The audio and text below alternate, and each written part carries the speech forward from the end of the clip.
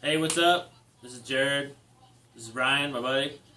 We're going to teach you how to play golf for pool.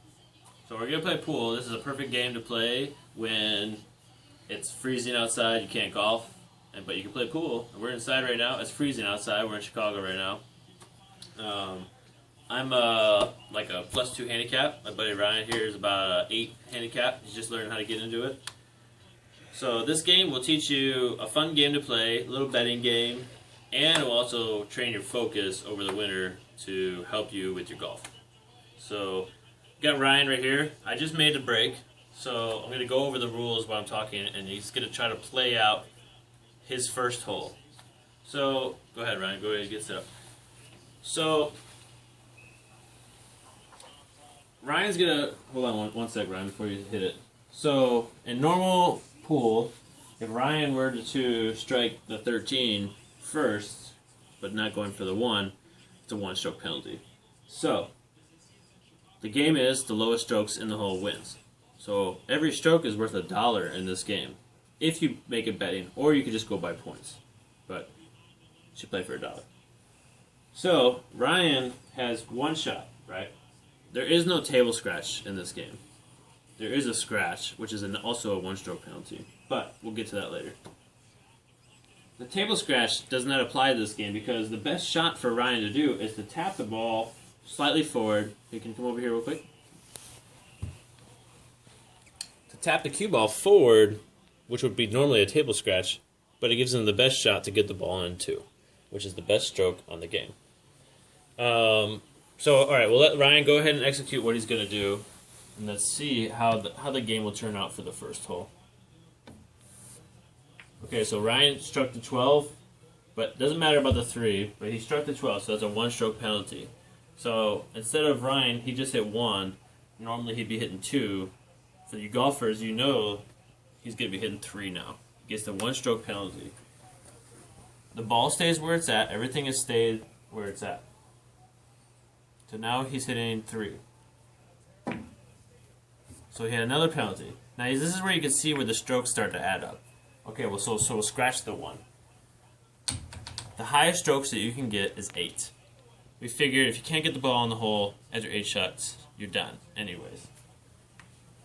So if you noticed, I put the 1 and I just tossed it. So Ryan was already done with his turn. It was an 8, right? But if you also look, I have 2 pieces of chalk on the board. Just a normal chalk, right? This one's got a little stupid thing on it. This is with the last point where the ball was at. So, I'll mark the ball.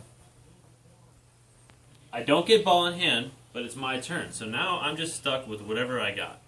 Because that was the last point that Ryan had to get it in. So now it's my turn to get the lower strokes. So he took an 8. So anything I make underneath an 8 is dollars in my pocket, right? So as you can see, there's not much to do, so I just got to kind of figure it out.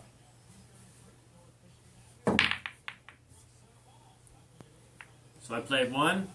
I'm sitting good. I got a shot to get a 2 up here in the corner. You're talking about my own pocket.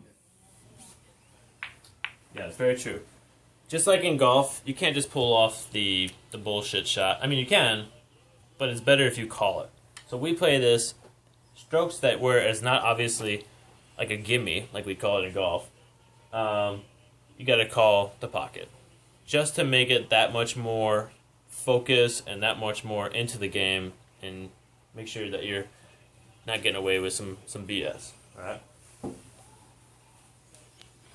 So pretty much, I would keep playing this, and then whenever I get the ball in the hole or whatever, that's my score.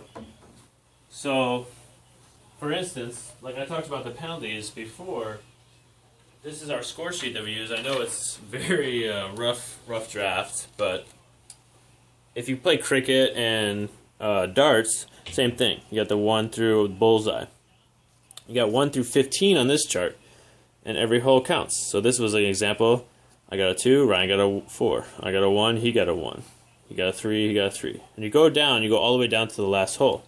And that's how you figure out what the score is at the end. The difference of strokes, if you're playing the dollar game, is a difference of dollars.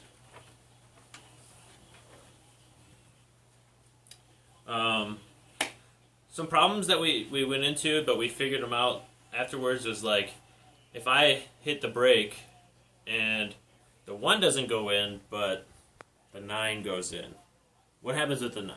You take it back out and put it back on the table.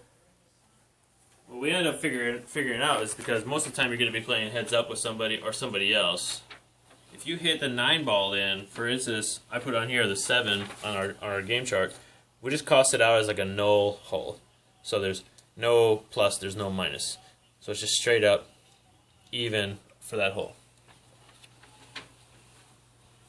Am I missing anything, Ryan? Hitting the lead ball first, but another ball goes in.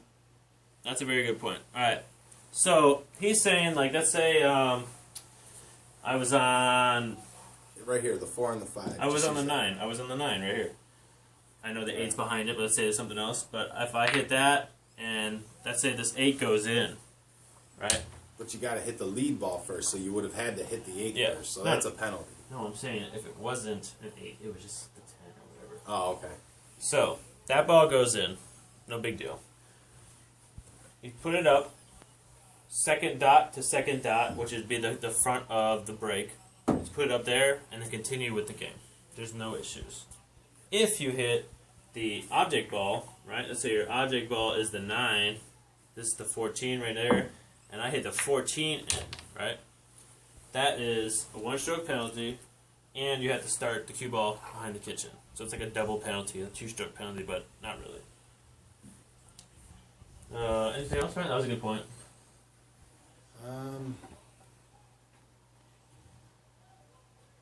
Lay on. Lay on.